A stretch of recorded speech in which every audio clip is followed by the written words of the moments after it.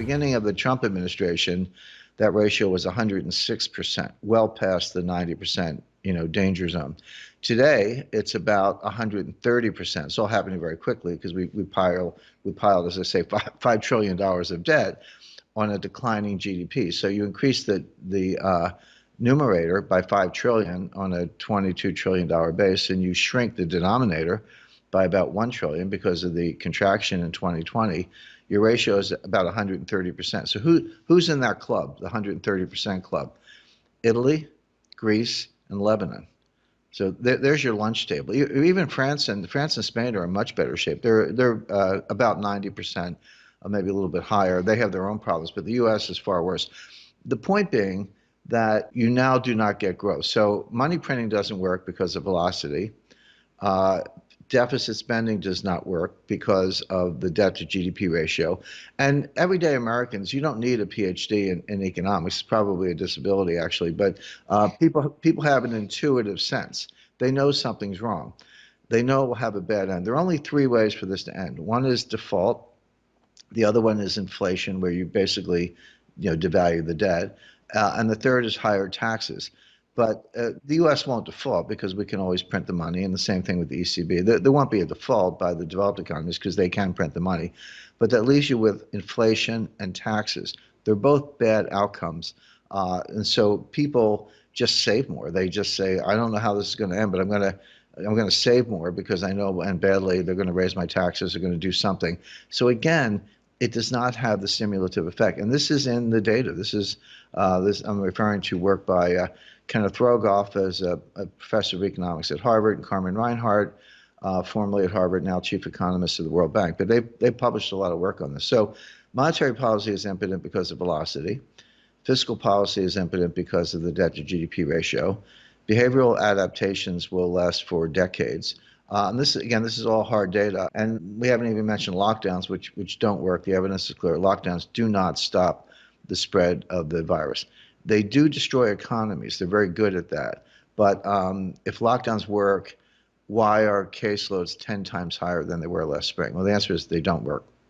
So how are the next years going to look like? High unemployment and low growth rates? Yeah, best case, unemployment will remain persistently high. Growth rates will be low. This is why I call it the new Great Depression.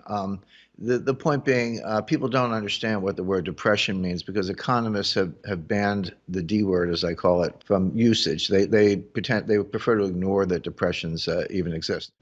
Depression means depressed growth. You can have growth in a depression, but it's depressed relative to trend and relative to potential. And that's dangerous because, again, your debt to GDP ratio is going up. You're borrowing faster than you're growing. And the growth is not strong enough to cure the unemployment problem, et cetera, or the debt problem. So it's kind of a long-term slow motion stagnation.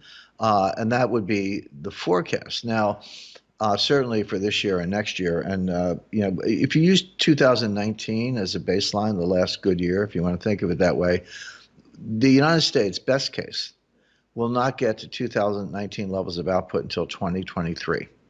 And we will not get to 2019 levels of unemployment, low levels of unemployment until 2025. So best case, you're looking at 2 to 3 years or more of exactly what I'm describing, depressed growth, malaise, worsening debt to GDP ratios, et cetera. It could be worse than that. I would say that right now, first quarter of 2021, the U.S. is in a second recession, technical recession. We had a recession in the first half of 2020. We had very good growth in the third quarter off a very low base. I analogize it, you fell into a 50-foot hole and you climbed out 20 feet. Well, nice going, but you're still 30 feet underground. That's the problem with third quarter growth. But there was growth. So if you say that recession's over, we're now in a new recession. And the reason is that the virus is back. It's worse than ever. And they're locking down again. Lockdowns don't work, but they don't work to stop the spread of the virus. That evidence is very clear. But they do destroy economies, so we're destroying our economy again. And there's nothing we can do about it? You just said that monetary and fiscal policy won't work, so there isn't much left.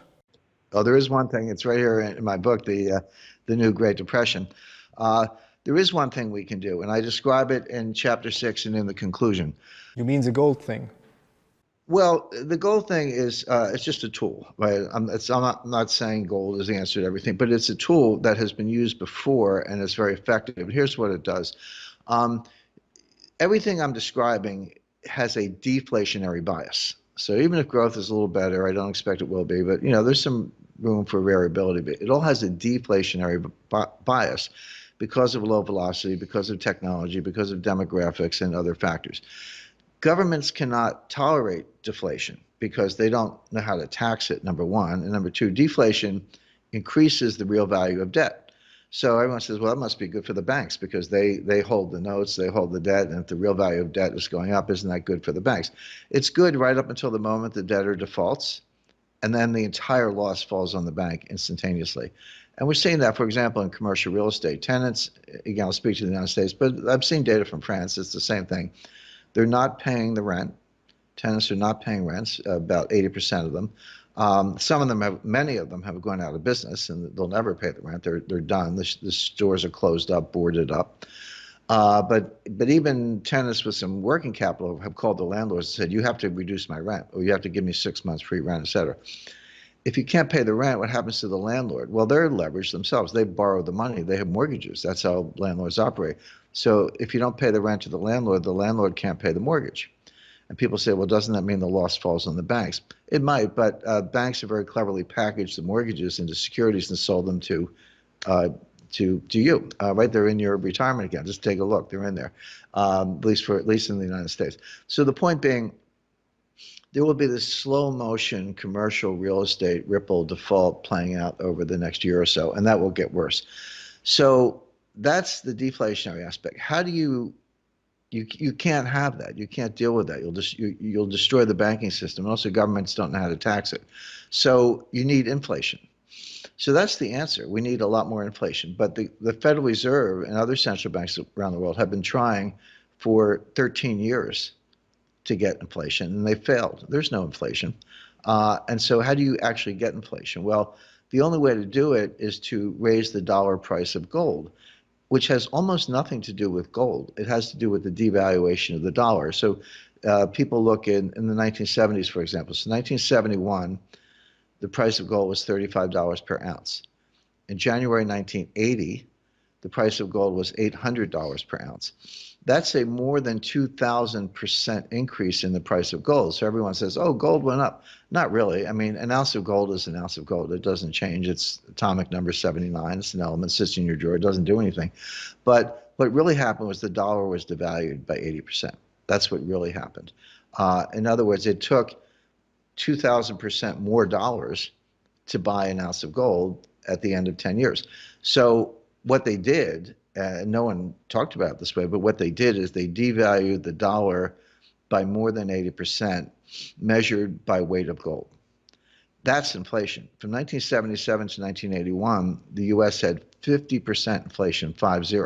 Well, that's a problem in and of itself. It hurts people on fixed incomes. It hurts a lot of people, but it makes the debt go away really fast. And so that's what we need. But the central banks have forgotten how to do it. They think you can print money and get inflation, but that Milton Friedman was wrong. The monetarists are wrong. The neo-Keynesians are wrong. They think that printing money creates inflation, and it doesn't.